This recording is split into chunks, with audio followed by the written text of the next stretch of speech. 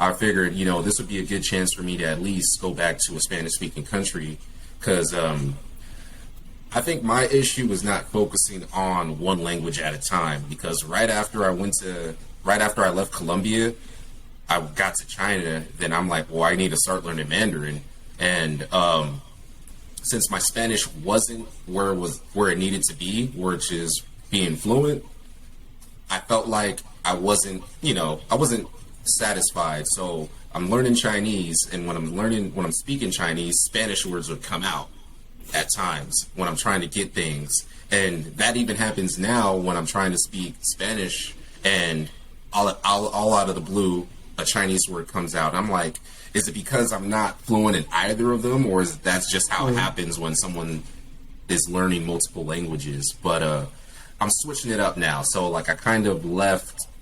I'm not gonna pick up Mandarin again until like I feel like I'm fluent in Spanish. So when you were in China, it was just straight Mandarin for the most part, or was it a little bit of Spanish that you were studying as well?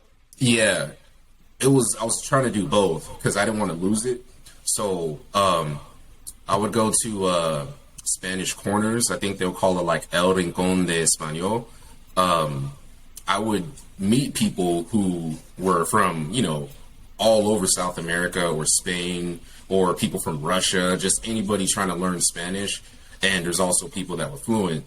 So I would have when I got to Shenzhen, China, right next to Hong Kong, I had a Spanish teacher as well as a Mandarin teacher. So it got to a point where I felt like I was maintaining my Spanish while I was improving my Mandarin. And then kind of fell off for a while with the Spanish, but then I started just going to the Spanish corners, and then helped me maintain it.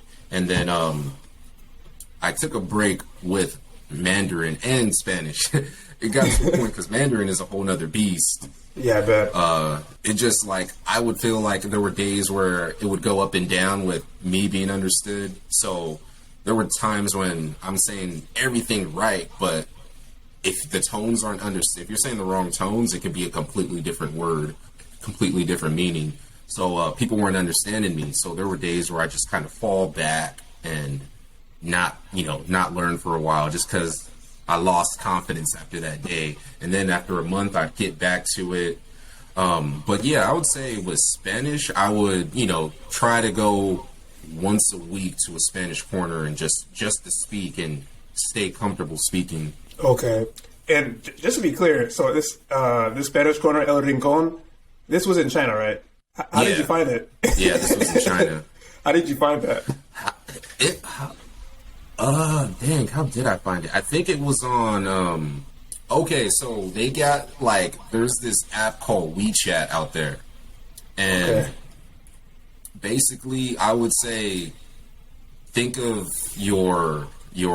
think of Instagram, think of Twitter, think of your Apple Pay, TikTok, all in one. So it's an all-encompassing app where you can pay with it. You can transfer money from your account to your wallet on WeChat. You can look at people's pictures. You can look at people's reels, and instant message as well.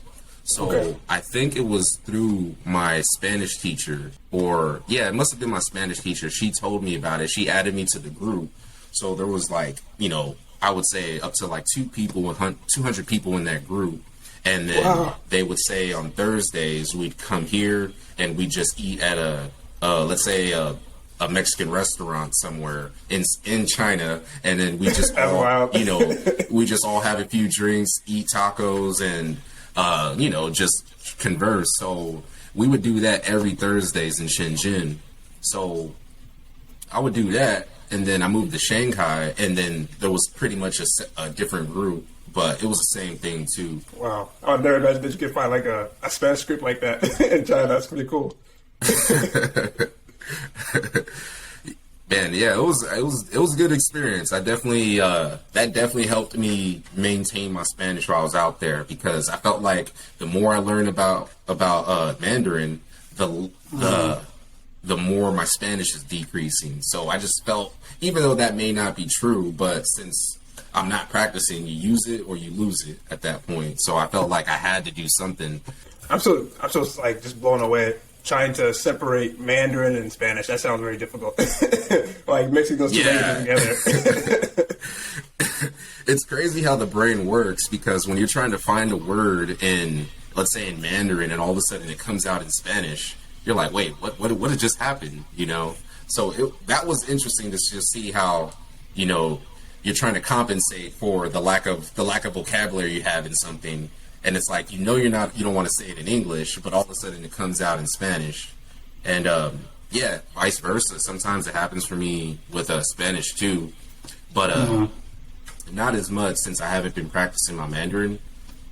So yeah, I still, like, I would say now, you know, I'm still practicing my Spanish though. Okay. To add on to that, I know for right now I'm learning French and Spanish at the same time, and sometimes when I say a French word, I say it with like a Spanish accent, and vice versa. It's really weird. I don't know how it happens. So I'm wondering, like, has that happened too? Like, I know you said you like, you know, you thought of you know, it's like a Spanish word, but you thought of the Mandarin word. But have you said a Spanish word with a Mandarin accent before?